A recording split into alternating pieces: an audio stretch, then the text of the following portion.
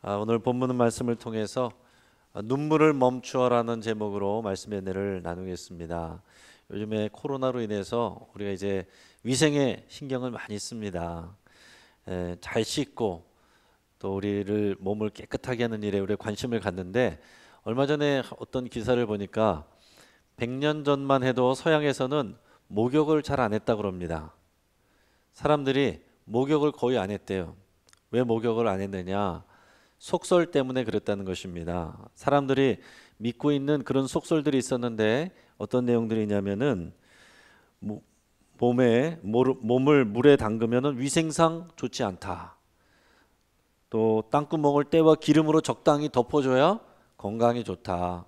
그리고 목욕을 하면은 머리에 증기가 차서 통풍에 걸릴 수가 있다. 신경과 인대를 헐겁게 한다.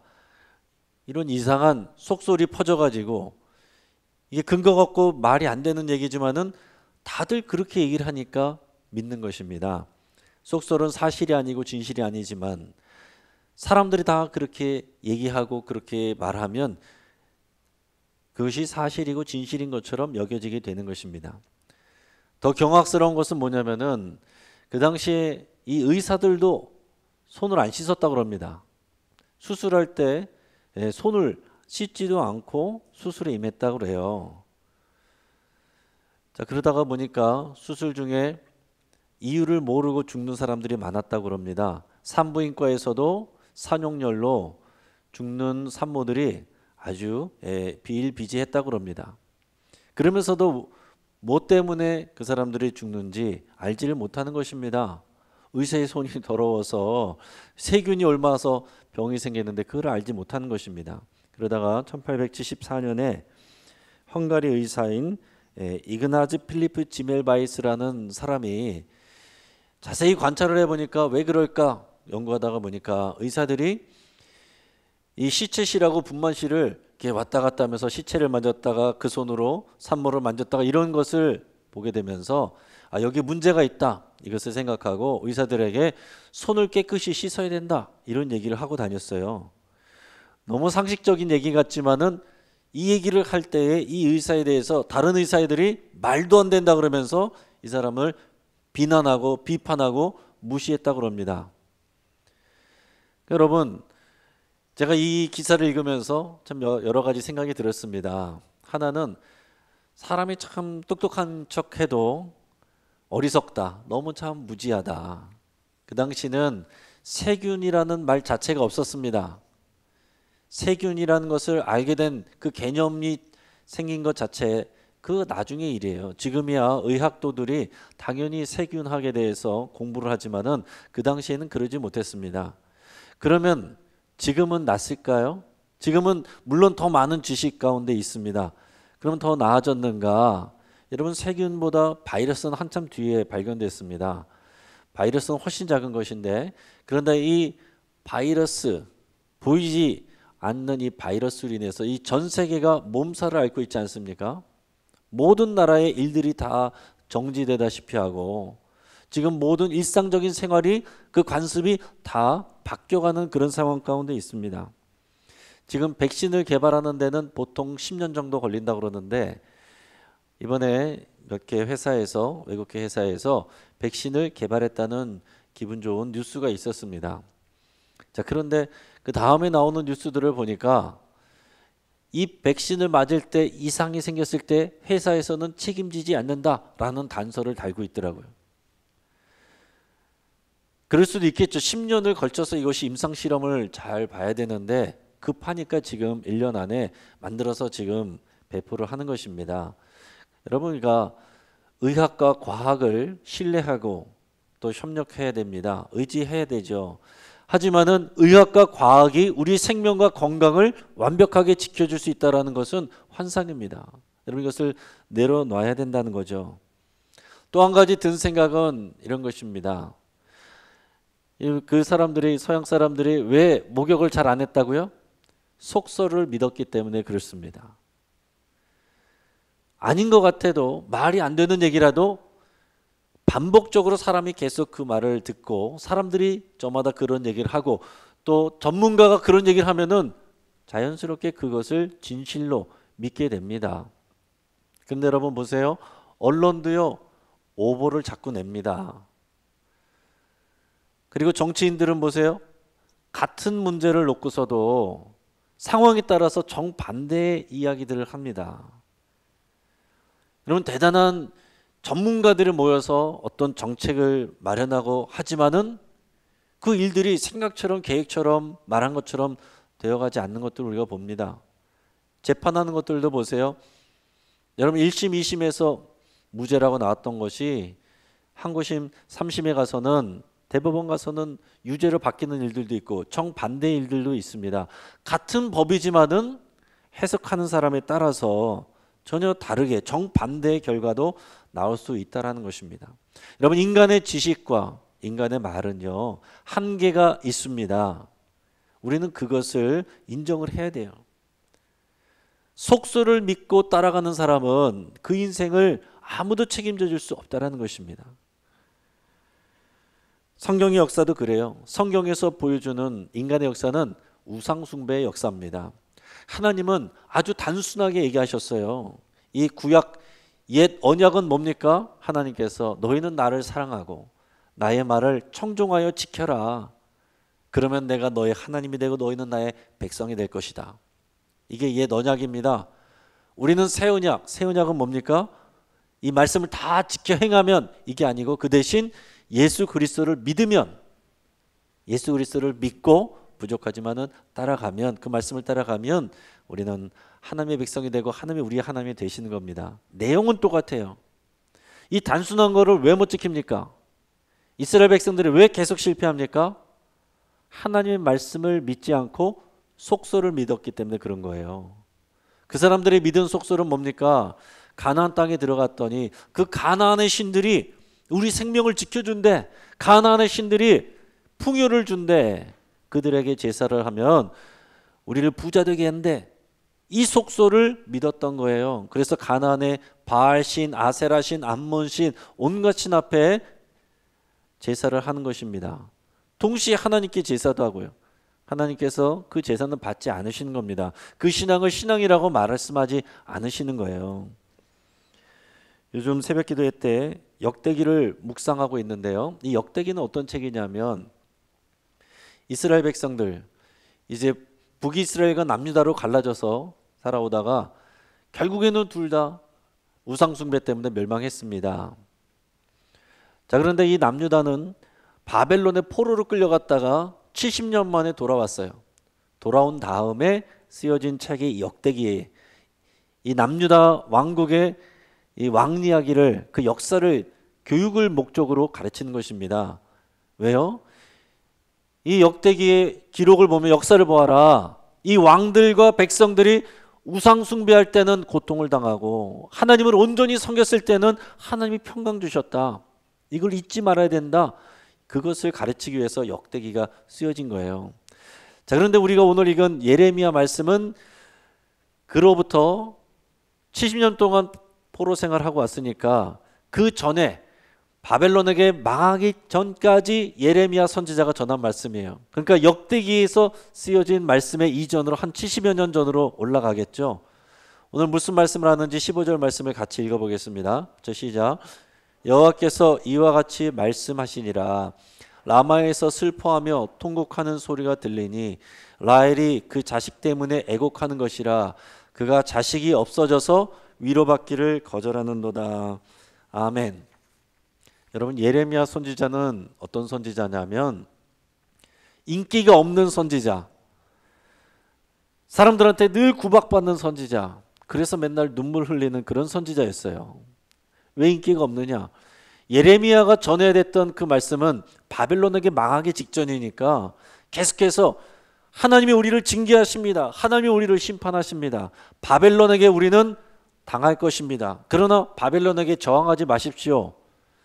하나님의 뜻은 우리가 바벨론에 포로되어서 잡혀가서 거기서 새롭게 돼서 70년 만에 돌아오게 하시는, 그게 하나님의 계획입니다. 하나님은 우리에게 멍에를 메우셨습니다. 그러면서 막 멍에를 메고 막 이거 퍼포먼스 하면서 하나님의 말씀을 전하고 그랬어요. 자, 그런데 거짓 선지자들은 어떠했느냐? 하나님은 우리와 함께 하십니다. 하나님은 전능하십니다. 하나님은 이 성전에서 우리를 만나시고 우리 예배를 받으신 하나님이 우리를 지켜주십니다. 저 예레미야의 거짓된 말에 속지 마십시오. 그러면서 예레미야의 목에서 멍에를 벗겨내서 다 부숴버리고 하나님이 우리의 멍에를 깨뜨리셨습니다. 백성들에게 누가 인기가 있었겠습니까?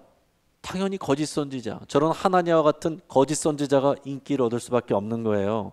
우리를 도와주시고 잘되게 해주신다니까 그 말씀, 그 말이 더 진짜 같고 진리 같은 것입니다.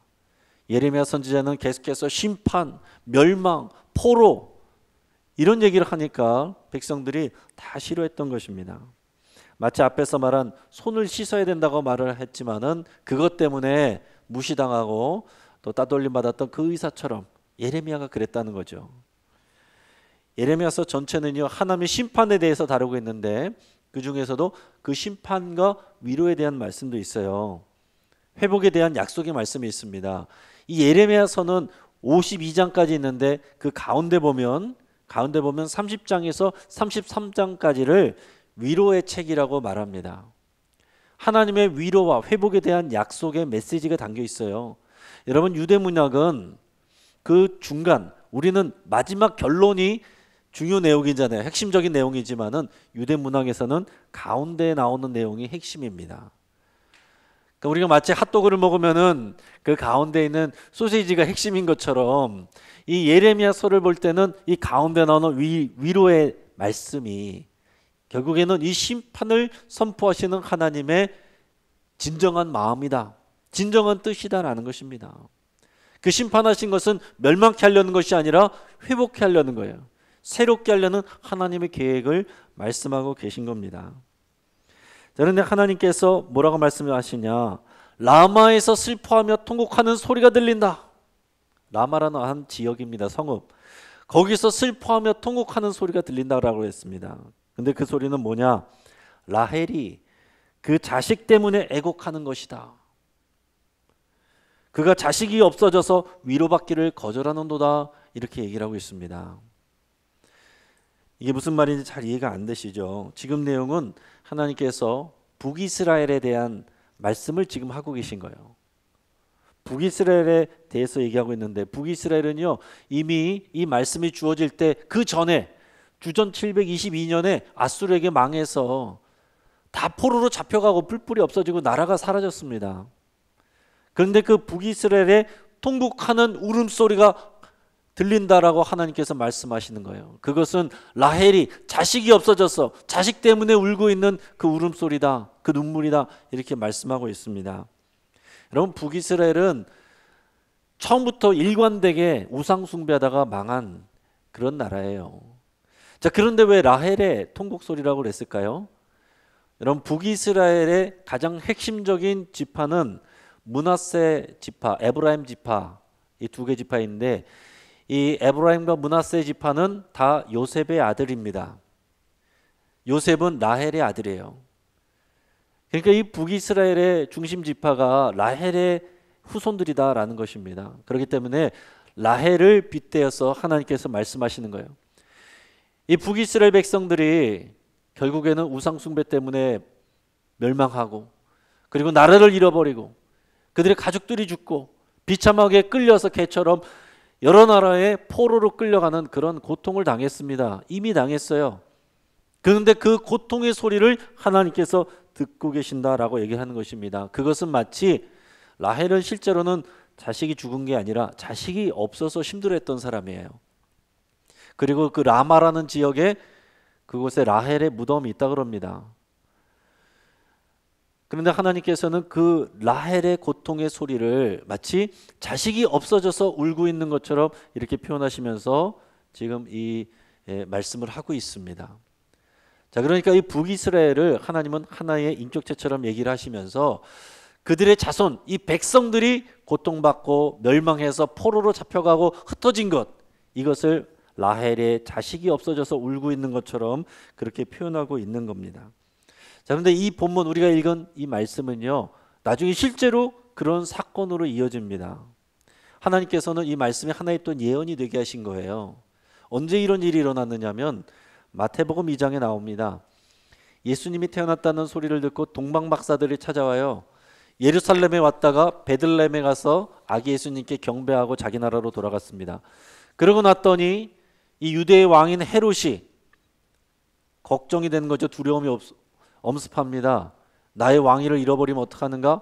그래서 그 동방 박사들이 왔다 간 날짜를 계산해 가지고 베들레헴과 그 인근 지역에 2살 미만에 있는 2살 아래에 있는 남자 아기들은 사내 아기들은 다 죽여라. 그래가지고 실제로 그 일이 일어났습니다. 베들레헴과 그 근처에 있던 지역에 2살 이하 되는 모든 사내 아이들은 병사들이 와서 다 칼로 죽였어요. 그래서 베들레헴과 그 지역에 있는 그 엄마들은 통곡하면서 아이를 잃은 슬픔 가운데 빠졌습니다. 그래서 마태복음 2장 18절에 보면 오늘 이 예레미야 말씀이 이루어졌다. 그렇게 기록하고 있습니다. 여러분, 오늘날에도 우리에게는 라헬의 통곡과 눈물이 있습니다. 어떤 분들은 자녀가 없어서 슬퍼 우는 분들이 있고, 어떤 분들은 자녀 때문에 슬퍼서 우는 분들이 있어요. 뉴스를 보니까 얼마 전에 경북에서 15살 된 중학생, 여자 중학생 아이가 자기 엄마를 죽이려고 그러다가 존속 살해 미수로 징역 2년 6개월을 받고 집행유예 4년을 받았습니다. 그 내용을 보니까, 조사해서 보니까 이 아이가 중간고사 시험을 봤는데 성적이 별로 좋지 않게 나온 것입니다. 근데 엄마 아빠한테 거짓말을 한 거예요. 이것이 알려질까 봐 걱정돼 가지고서 걱정을 하다가 엄마가 잠들어 있는 틈에 칼을 가지고 가서 엄마의 배를 2번 찌르고 목을 졸라서 죽이려고 그러다가 아빠에게 발각이 돼서 무의로 돌아갔습니다. 이 평상시에 이 아이는 모범생이고 열심히 하는 아이고 착한 아이인데, 이 엄마 아빠가 늘 공부해라 공부해라 압박하는 거기에 스트레스를 받고 우울증이 심했다고 그래요. 그러다가 이제는 더 나가서는 이제 자살을 암시하는 그런 얘기들을 아이가 했는데도 불구하고 엄마 아빠는 그것을 받아주고 위로해 주는 것이 아니라 더 질책하고 더 강하게 정신 차리라고 압박을 했다고 그럽니다. 나중에 이 부모님이 탄원서를 내면서 저희의 잘못입니다. 저희가 아이를 이해하지 못했고 또 아이를 잘못된 양육 방식으로 가르쳤습니다. 저희의 잘못입니다. 탄원서를 내서 이 일이 그냥 집행유예로 마무리가 되었습니다. 여러분, 지난 4월 27일에는 여성가족부에서 발표한 통계에 보면 이 청소년들이 사망하는 원인의 1위가 8년째 자살입니다. 그 통계조사에서 보면 지난해 중고등학생 중에 2주 내내 일상생활을 중단하고 싶은 정도로 슬픔과 절망감을 느꼈다라고, 우울감을 느꼈다고 얘기한 아이들이 28.2%였습니다. 전체 학생의 43.4%는 하루 중에 누릴 수 있는 여가가 2시간 정도밖에 되지 않고 나머지는 학습 시간으로 가득 차 있다라고 대답을 했다고 합니다. 여러분, 이 시대에 우리는 우리의 자녀들을 잘 양육하고 있는 것이 맞을까요? 우리 자녀들은 예전 시대보다 더 많은 것을 배우고 더 많은 것을 누려서 더 행복할까요? 우리 자녀들을 열심히 공부시켜서 대학에 보내고 또 좋은 직장에 가게 하고 결혼을 시켜서 아이를 낳고 살게 하면, 그러면 우리는 부모로서의 역할을 잘 감당한 것이 맞는 걸까요? 여러분, 그 자녀들을 그렇게 압박하고 그러면서도 하나님이 명령하신 신앙을 전수하라는 것을 우리가 감당하지 못했을 때 하나님께서 우리에게 뭐라고 말씀하실까요? 우리는 우리의 역할을 잘 감당했다고 생각했으나 하나님께서는 너희는 너희의 자녀를 잃어버렸다라고 말씀하시지 않겠습니까? 이런 북이스라엘 백성들의 이 슬픔과 탄식, 그들의 눈물은 결국 자기들의 죄예요. 하나님을 떠난, 우상 숭배하고 하나님을 떠난, 하나님의 말씀을 듣지 않은 그 죄의 값을 받은 것입니다. 그런데도 불구하고 중요한 건 하나님께서 그 눈물을, 그 기도를, 울음소리를 들으신다는 것입니다. 거기에 반응을 하신다는 거예요. 여기 우리의 소망이 있는 것입니다. 16절 17절 말씀을 같이 한번 읽어보겠습니다. 시작. 여호와께서 이와 같이 말씀하시니라. 내 울음소리와 내 눈물을 멈추어라. 내일의 삭슬 받을 것인즉 그들이 그의 대적의 땅에서 돌아오리라. 여호와의 말씀이니라. 너의 장래에 소망이 있을 것이라. 너의 자녀가 자기들의 지경으로 돌아오리라. 여호와의 말씀이니라. 아멘. 이 북이스라엘 백성들은요, 더 이상 자신들의 힘으로 할 수 있는 게 아무것도 없는 절망적인 상황이 있습니다. 다 잃어버렸어요. 나라도 망하고 가족들도 흩어지고 자기 땅에서 고향 땅에서 쫓겨나 포로 생활을 합니다. 그래서 슬퍼서 우는 거예요. 통곡하는 것입니다. 그런데 하나님께서 그 소리를 들으십니다. 그 소리를 들으시고 소망을 주시는 거예요. 하나님은 뭐라고 말씀하십니까? 너의 울음소리와 너의 눈물을 멈춰라. 듣기 싫다. 너희들이 잘못해서 그런 것 아니냐? 이게 아니에요. 너의 울음소리와 눈물을 멈춰라는 것은 비록 너희가 잘못했고 너희의 죄값을 받는 것이지만 그럼에도 불구하고 너희가 슬퍼하고 고통하는 그 소리, 내가 너무나도 힘들다, 이 말씀을 하시는 겁니다. 여러분, 부모님이 자녀들 혼내지만 그 자녀가 힘들어하면 부모의 마음이 더 아프잖아요. 경험하신 분들은 다 아시지 않습니까?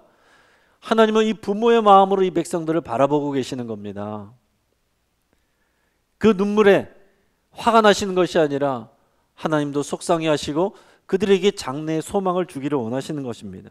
하나님께서는 내일의 삭슬 받을 것이라. 너의 기도, 너의 눈물에 내가 응답할 것이다, 이런 소리입니다. 그것은 뭐냐면 너의 자녀들이 그 대적의 땅에서 돌아오리라. 그 대적의 땅에서 돌아오게 내가 할 것이다. 이것을 소망의 약속으로 주셨어요. 자, 여러분, 근데 중요한 거는 이 얘기를 지금 누구에게 하고 있습니까? 남유다 백성들에게 하고 있는 겁니다. 이 북이스라엘에 대한 이야기를 남유다 백성들이 듣게 하는 거예요. 북이스라엘 사람들은 이미 우상 숭배하다가 망하고 흩어졌고 포로로 잡혀갔고, 지금 남유다 백성들은 우상 숭배하다가 멸망 직전에 있는데 버티고 있는 것입니다. 하나님께서는 이 남유다 백성들에게 이 말씀을 주시면서 하고자 하시는 말씀이 뭐냐면, 자, 북이스라엘 백성들의 이런 눈물의 기도를 내가 듣고 그들의 자녀를 돌아오게 할 것이다. 그러므로 남유다 백성들아, 너희는 바벨론에게 저항하지 말고 그냥 져라. 포로로 끌려가라. 포로로 잡혀가라. 괜찮다. 성전 무너지고 나라 잃어버려도 다 괜찮다. 내가 그곳에서 너희와 함께하고 너희를 새롭게 해서 반드시 70년 후에 다시 돌아오게 해서 너희를 통해 새로운 역사를 이루어갈 것이다. 이게 하나님의 말씀이에요. 좀 실망스럽지 않습니까? 여러분, 이런 소망의 메시지를 주셨으면 그러면 이 문제와 상황들을 내가 해결해 주겠다. 이 바벨론 물리쳐 주겠다.